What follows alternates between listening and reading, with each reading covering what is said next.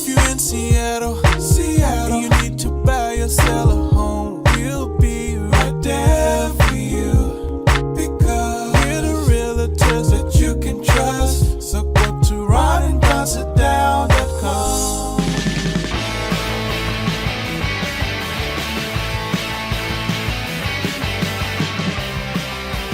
You're listening to The Ron and Don Show on the Ron and Don Radio Network. Hey, you guys, what's going on? Welcome to another edition of the Ron and Don Show, but it's real estate only this time, and we are back in the TeamLisa.com studios. That's TeamLisa.com for all your mortgage needs. Team Lisa with a Y. Don't forget, each and every week on Monday it drops the Ron and Don Show, like you used to listen to Cairo or The Buzz or KJR all around the country at the Talk That Rocks Texas, or kicking your ass around the Bay at the Ticket 1050, or let's not forget about the End. Oh, we were on the End in New Orleans, and then 104.7 KZZP Arizona State Music Channel. That was Arizona, and then what was Grand Rapids? That was WKLQ. WKLQ, yeah, KLQ. None of those stations are around anymore. None of them. It doesn't surprise me. Yeah, none of them are around it. None of them. So that's how much radio's changed. But we're still around, the Ron and Don Show. And right after we do that show, we like to drop some real estate-only stuff on your heads. And the reason we like to do it is because we want to crush you with real estate knowledge. Why is that? Because we were always looking to be crushed with real estate knowledge. And every time we turn on a real estate podcast, they weren't teaching you anything. They're trying to sell you something. So we're not trying to sell you anything. We're trying to help you out. So if you're a young agent, or if you're just interested in getting in the game of buying, selling, and investing in real estate, I could say all the homes I've ever purchased, I've never sold one. I'm a buy and hold investor, and Ron is as well. So we're here to help you at Ron and Don Real Estate, ronanddon.com, and don't forget Team Lisa with the Y.com for all your mortgage needs. Make sure you look at this on video, on spot. We've done a lot of work to put up cameras, and I know maybe it's horrific to look at us, but you really should look at some of these graphs that Ron creates each and every week. And I'd love for people to go to YouTube or Spotify and see the presentation, just not listen to it. So make sure... It used to be people would say, well, we can't... my grandpa can't find your podcast.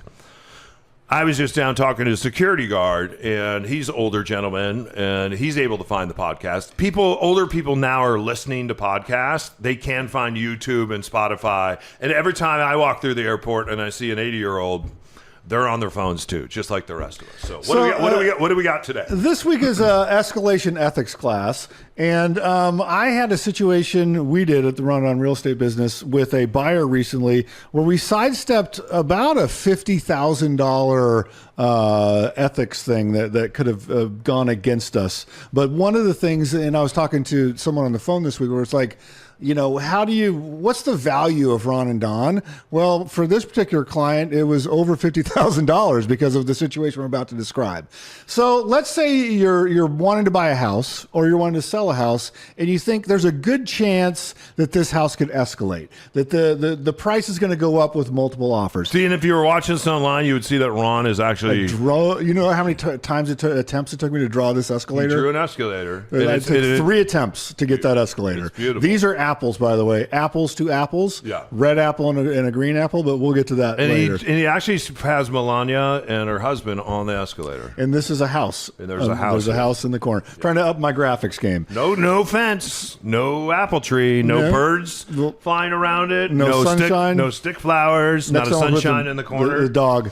Just a house with 2 windows. And so many times if you're selling a house or buying a house and there's a tremendous amount of interest, Don and I have a pretty good idea if it's going to escalate or not. And so we had a client, I was pretty sure this house was going to escalate, tried to put in an early offer, and they said, absolutely not. We're getting lots of showings, lots of buzz online. We think there's going to be multiple offers. So how does this work? Like, think about this for a minute. If we have 2 parties that are thinking about the same house and we don't know each other, how can I trust you? And how can you trust me? How do we know that we're operating in good faith? Well, that's where a contract comes in. And the contract says, I don't trust you, so I'm going to put it in writing, and then we're going to negotiate these terms. And if both of us sign it, now that's how we trust. I don't know if we say I don't trust you. I think what we might say is we're going to trust, but we're going to verify and hold each other accountable. And a lot of times in a discussion, we all see, especially when you play telephone, what you think you communicated, you never did, and neither Right. did the other person. It always lands somewhere in the middle. And so to take us out of the middle, you want to add legal language that we all sign and we agree to, 'cause especially if you're doing a lot of these contracts or you haven't done that this much. Either most realtors will not do a deal this year in Washington State. 74% of them will not do a deal. So if you're not used to doing deals or you're not used to signing contracts or selling or buying or preparing homes, and a lot of it's new to you, a lot of things get lost in the middle or lost in the wash. So what the contract does is it allows us to sit down at the table together and say, hey, these are the things we agreed to. These are the things we discussed. This is the timeline. The escrow money is going to hold us all accountable. Let's move forward. And a lot of times, you may be in a deal and you signed the deal 20 days ago and your client calls or the other side calls or the realtor calls and says, hey, I have a question. And off the top of your head, you don't know. You have to go back and read the contract. So we have this house. It's likely it's going to escalate. I was representing the buyer in this deal. My job is to protect the Ron and Don client and get him the best possible terms that I can. But I also have a duty to both sides. And that's where a lot of people don't recognize this. When I am a managing broker, I'm going into a deal, I'm trying to do what's best by my client, but I don't want to screw the other side. I don't want to do something, an angle shot to pull one over on the seller of this property. I have a duty to the other side as well to operate in good faith and to be say what I mean, do what I say, and not try to pull some fast. Say what I do. And say what I do, say do. So I have a duty to both sides. So it's a hot property. Multiple offers are going to come in. What is the mechanism to say we want to pay only the maximum that we need to pay? I don't want to overpay for this property. What's the mechanism to do that? Well, it's to do an escalation addendum, a 35E. I'm going to fill out this form that says I'm going to anticipate that there's going to be other apple to apples offers that I'm going to compete against. And so I would like to define what my terms are. And so the way we do that is you fill out this form. And so for the examples of this thing I'm going to walk through, let's say that the house was 900 grand. And so we, in consultation with the client, I say, I don't think it's going to sell for 900. This agent is telling me that she expects multiple offers or he expects multiple offers. And so we want to come up with a price, a cap, that we think that what's the real value of this house. Do you find that most agents tell you the truth? Most agents, if they're being ethical and operating in good faith and doing the duty on both sides, will tell you if they think there's multiple offers. And so I never lie when we're the listing agents, because if you operate in hyperbole, a lot of times you scare away a legitimate buyer. So I would never, if I had 0 offers in hand and someone said, do you have any offers? And I was like, oh yeah, I've had 3 offers come in.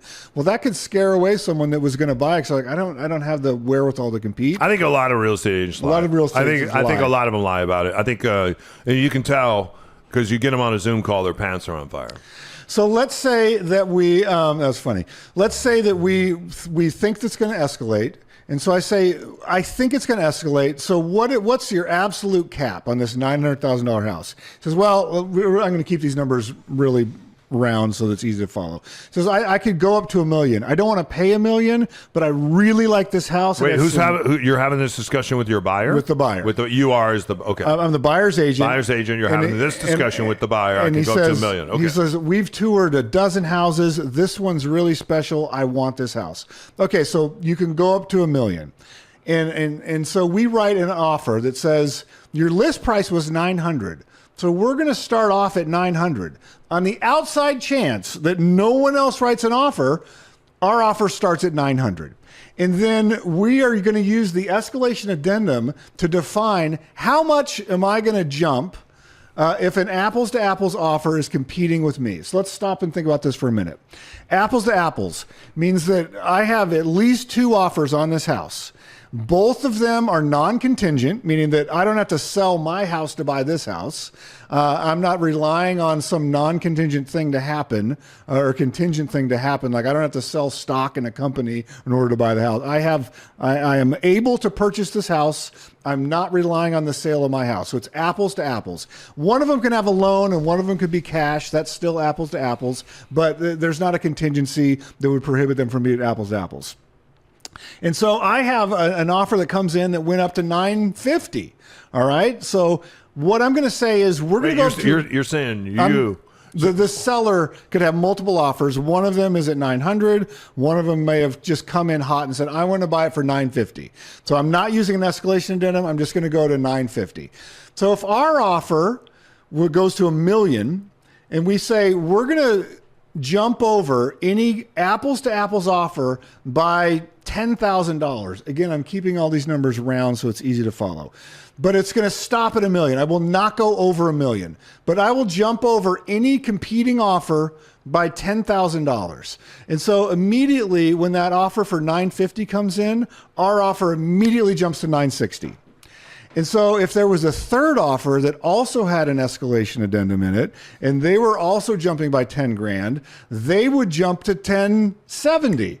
And then ours would jump to 1080. And if theirs went all the way up to $1 million, they would jump to 1090. We would jump to $1 million even. And if theirs went beyond $1 million, they would jump over ours and we're out. We're out at $1 million. That's our final number's $1 million. This isn't unlike eBay. When you put it's like eBay auction. And so, but here's the thing that happens. So we have it going up to $1 million here. This agent thought, and I believe told her or his client, hey, this is going to really escalate. You have a really special property. I think we're going to get $1 million, $1.1 million or whatever it is. And so the seller then sees your cap number and it doesn't go all the way up to $1 million. It goes to, 975 and they're disappointed. So they go, well, I want the full number. I want that number. And if the agent hasn't educated them, greed takes over. And we've seen this multiple times where you're with a client for months and months and you feel like you really know them. And when the money starts flying, this different person comes out and all of a sudden they go, get me all the money. Even though we've explained to them, that's not how the escalator works. The escalator doesn't mean you go for all the money. So here's what happened in this particular situation. And tell me what you would have done. It's the offer review day. I submit our offer. I call this agent and I say, how many offers did you get?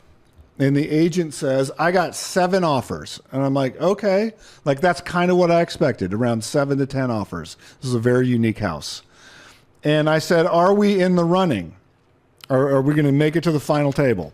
And she says, yeah, you're in the running. I have an offer coming in at 990. I have an offer coming in at 990. If your buyer goes up to their $1 million cap, house is yours. So I say, stand by, let me call the client. So stand by, I call the client and I explain that situation. And our client says, yeah, I don't want to go up that high, but if they have an offer at 990, I will go up to my cap. Call the agent back, we'll go up to the cap. I said, by the way, send me that competing offer. So in part of the escalation addendum is that we get to see the second place offer to validate that it was a real apples to apples, arm's length, that language is in the contract, arm's length offer. So what I can't do as the listing agent is get this offer that goes to $1 million. I don't have an offer to escalate it. So I call my buddy Frank and I say, Frank, real quick, write me an offer up that goes up to 990 so that I can make this go to $1 million. That's fraud. All right. That's fraud. So I say, you're going to send me the competing offer. And the agent says, yeah, I'll send you the competing offer. So the competing offer comes in. They don't have an offer that goes to 990. Their offer was 925. So I go, whoa, time out. You told me on the phone you had an offer coming in at $990. And this agent says, well, I didn't tell you I had it in hand. I told you it was coming in. I said, but you didn't have a written offer. And this agent said, well, you told us you'd go to $1 million based on the fact that you had a competing offer at $990. So I said, time out. No way are we going to our $1 million cap.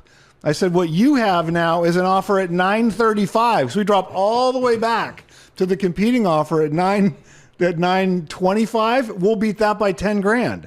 And this agent loses their mind. So right now, if you were in that scenario, what would you do? What is going on? I would laugh at them, and then I would tell them that this is really interesting information, and that I would lower my tone and just say,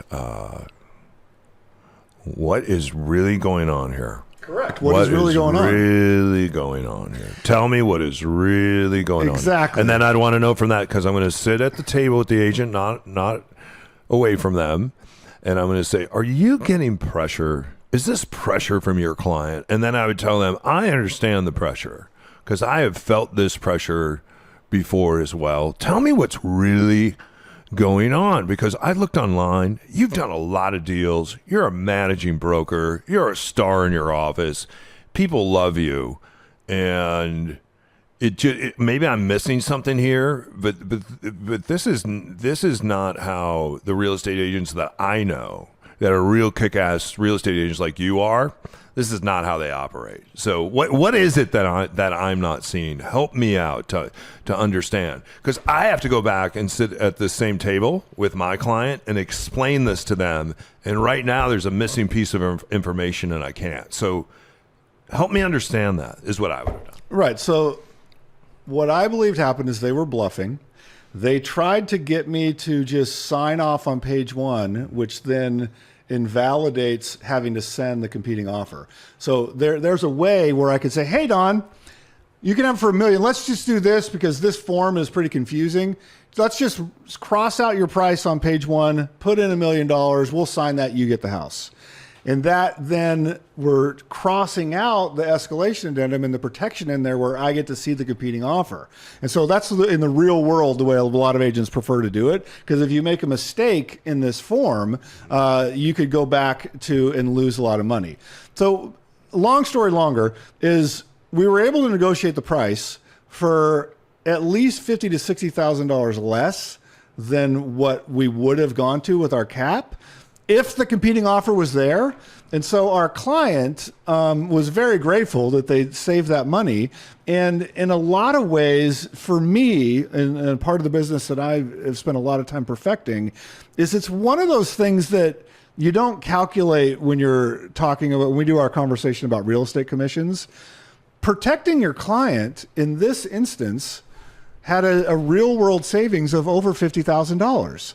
And so if you had an inexperienced agent that didn't understand how this worked and didn't understand the competing offer and wasn't able to sniff out what was really going on, that just said, okay, you got the house at your cap. Well, that cost your client an extra $50,000. You always need the agent to work with you, though, most of the time. And the problem is we're very fortunate. We started off at Windermere for your and if you're thinking about becoming a real estate agent, I told my friend Randy this the other day.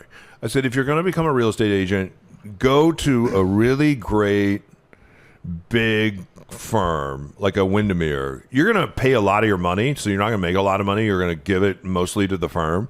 But for those first 2 years, they're going to do some training, some classes. Everything you learned in real estate school is not how it's done. So, and you're going to be around other agents. You'll get together with 15, 16 people every week. Like, you're going to continue to learn which you want to do. And then after that, you don't have to stay with the Windermere. You build your own brand, because you don't need the brand of Windermere. Everybody has access to the MLS. You figure out your own unique differentiator. You make sure that you have a major presence in podcasts or on Facebook or wherever your clients live, and making sure that you have events and that you have a connection with them, right? So it's really important to do that. In doing so, you do learn that there's a lot of agents that have never really went to a Windermere school like we did, so they really didn't learn the contract, and you have to help them sometimes. Other times, if someone's bluffing, that's different than, hey, I didn't know what I was doing. We see a lot of young agents that don't know what they're doing, and so we help them to know what they're doing. But in this particular case, this agent was too seasoned. It was a money grab. She was too seasoned. This was definitely a bluff. This is definitely lying. This could definitely get them in trouble. But what did you decide to do, and how did you get that number to come back down? And then you still need them at the table to close the deal with you. At the end of the day, the client wanted the house, and it's not about me. It's not about Don. It's always about me. It's about, does the client still want the house? The client still wanted the house, so I negotiated a deal that was very, very close to what the escalation addendum would have said, and saved our client close to $60,000 and still got the deal done. But I want to close with this. If you are a client or an agent, you know what your ethics are. And don't just make a money grab because that's what you want. It's important when you're ramping up to sell this house, and this could be someone's, all the money they have in the world is coming out of this house. It's important to go over, here's what can happen, and we need to prepare for these eventualities. You are not entitled to a certain number just because you want it. You're not entitled to a certain amount of money because your neighbor down the street got more 2 years ago. You're not entitled to it because that's what you think you need to go on to the next chapter. We have another client we're working with. It's like, I have to sell it for this amount of money. Well, the market doesn't support that number.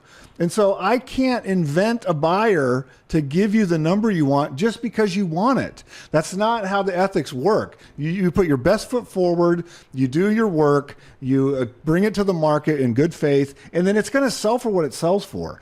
You have to have some sort of ethical bounds and some sort of notion of what is best for the client instead of just making something up to save your reputation, to save face, to try and get what you think that you deserve. Like, those are not things that the market cares about. I'll tell you what, put a bow around it, what probably happened to this agent. It's happened to us too, and you feel pressure from it. We always ask our client, do you want to see every pitch? Do you want to see every inning? Do you want to get us to the seventh inning stretch, or do you want to see the whole ball game? And a lot of people are like, hey, just let me know when I need to sign some papers, or if there's an offer that comes in. I'm going to wait till the offer review. Other people get really nervous, and even though you've said we're going to wait till the offer review, they'll still email you and say, hey, we got any early offers coming in? It's like, well, we're not encouraging early offers. We were going to wait till the offer review. Oh, yeah, that's right, because everyone's concerned about that.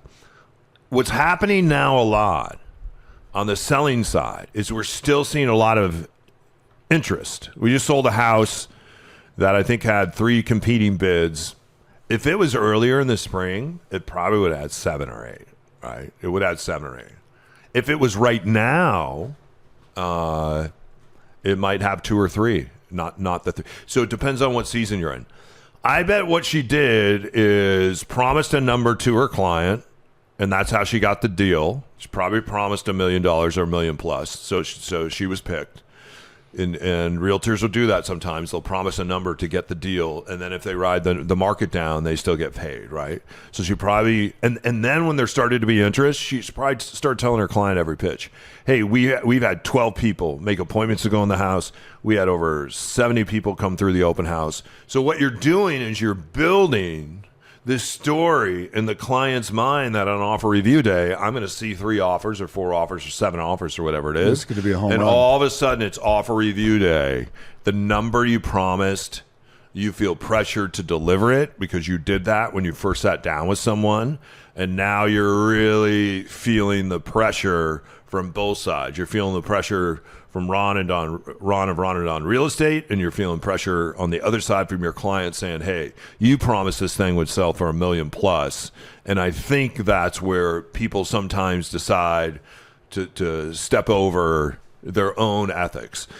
I had someone stay, and I mentioned it in our other show, I had someone in one of my homes from Europe, and they stayed in one of my homes, and you're not allowed to party at the house, and you're not allowed to smoke at the house anywhere on the you're not allowed to have a party there, and you're certainly not allowed to smoke anywhere. Like, my insurance doesn't cover it. You can't. So, and I wasn't around, But my neighbor called me and let me know that, hey, this party's going on. So I contacted them and they said, hey, we got it. And they were great for the rest of the stay. But then my neighbor ends up calling me, and I make sure all my Airbnbs that I know all my neighbors. Like, if you have any issues, problems, call me. I'll solve it. Like, I do not want to complain. I just don't. Like, I want to be a good person. And if you've had an Airbnb where there's not a good host in your neighborhood, it sucks if they don't respond to you or they don't have really strict house rules like I do. So anyway, these people partied. They had 4 bags of garbage. They'd mixed it all together. There were cigarettes in it, all kinds of stuff, condoms. And instead of putting it in our garbage where we would see that, because we always go and sort all our garbage or the garbage folks won't pick it up. And I understand when someone's coming from Europe and they're like, hey, or people come from around the country, like in the Midwest. It's the same. I've shared this before. The same truck that pulls up in my alley, Waste Management, is the same truck that pulls up in my cousin Jimmy in the Midwest. In the Midwest, they don't recycle. They just bury all of it. None of it's recycled. Here, we think it's all being recycled. It's not. Nonetheless, my neighbor is a real recycler, so he sent me pictures of all this stuff, and he had gloves on, and he went through everything. And it's like.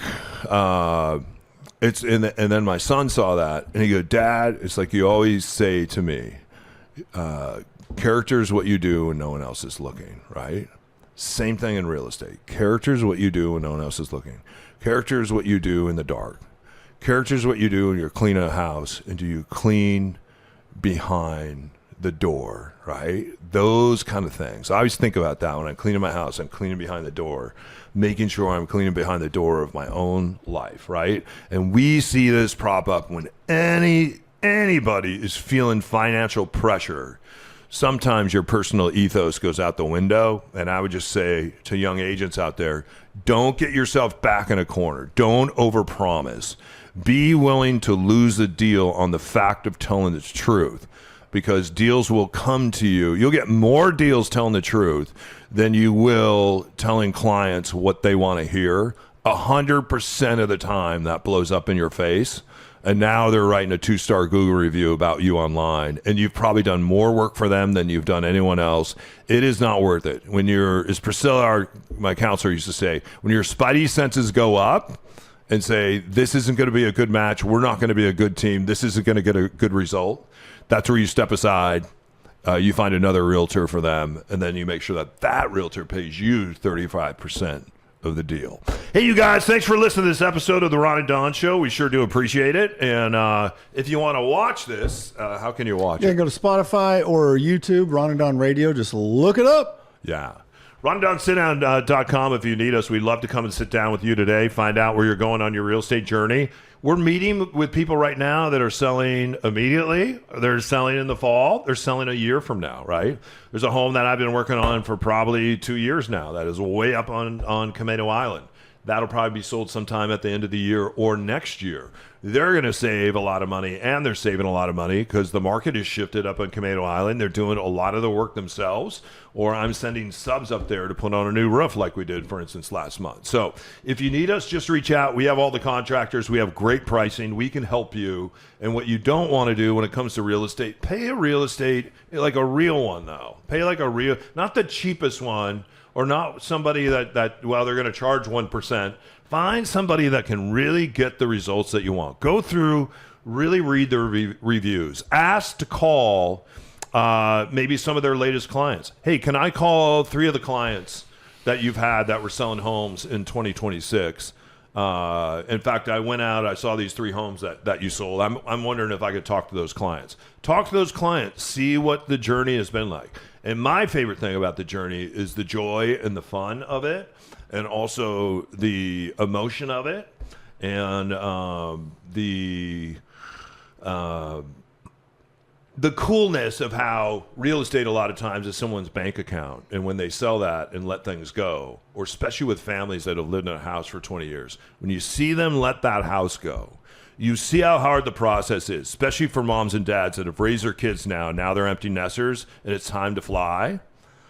and you see them go through the process of grieving that they're no longer have a little baby boy or a baby girl at home. They're grieving that. We go in sometimes, we know. We were in a home the other day, and a boy that had written everything on a wall about himself, about becoming a doctor one day. Guess what? He's 26, and he's a doctor, but he no longer lives in that room. We had to paint over those walls. Right? And I know it was very hard for them. It was very hard for me. I walked in that room the other day and I saw the walls white. I got very emotional about it, right? So make sure that you're in it with people that are not just transactional, that are relational, and that are going to be fun. And you're going to have some joy.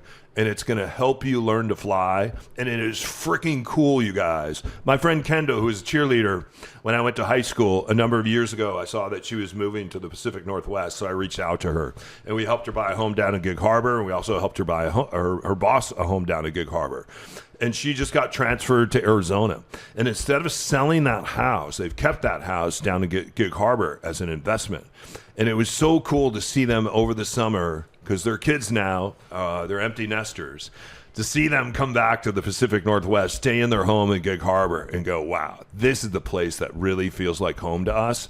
And then to see pictures of their kids come visit them now in Gig Harbor, in that home, which is where they travel in the off season. It is so cool to see real estate set people free like that. So RonnieDonSitDown.com, also Team Lisa with a Y. With a Y.com for all your mortgage needs. Thanks for listening, you guys. Thanks to Matt for producing this show. Thanks to Charlie the dog for being our dog. Thanks to my son, who is the 7-year-old station voice. He's Ron. I'm Don. If you need us, Don O'Neill on Facebook and Instagram. I'm real busy there, and Ron is also very interactive on those same places and spaces. Okay? RonnieDonSitDown.com. We'd love to sit down with you today. Till next time, keep your head up and your shoulders back. Don't forget that you've been listening to the Ron and Don Show only on the Ron and Don Radio Network.